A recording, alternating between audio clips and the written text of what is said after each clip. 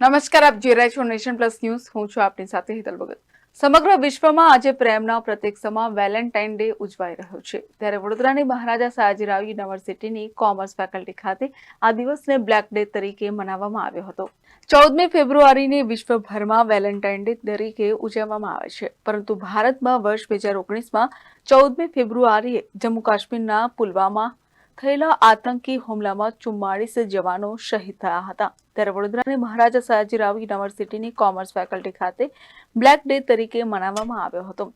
સેનાના શહીદ થયેલા જવાનોને યાદ કરી શ્રદ્ધાંજલિ આપવામાં આવી હતી.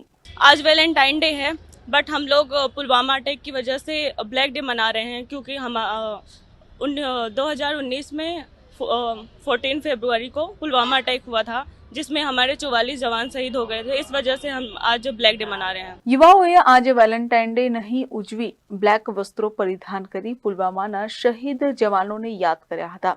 આજે મોટી સંખ્યા એમએસયુમાં બ્લેક ડે તરીકે યાદ કરતા નજરે પડ્યા હતા અને જવાનોની શહાદતને યાદ કરીને 2 મિનિટનું મૌન પાડ્યું હતું.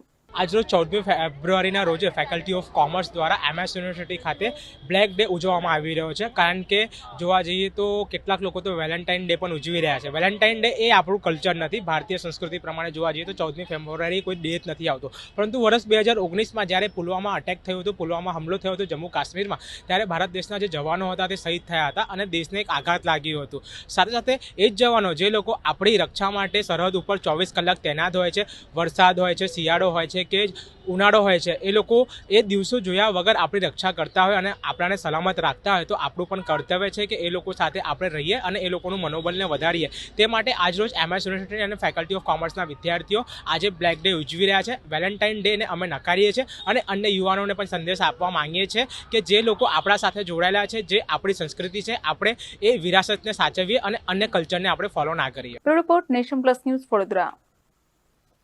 સમાચારોના સતત અપડેટ માટે નેશન પ્લસ ન્યૂઝના યુટ્યુબ ચેનલને સબસ્ક્રાઇબ કરો, બેલ આઇકન દબાવો અને ફોલો કરો ઇન્સ્ટાગ્રામ, ફેસબુક અને ટ્વિટર પર.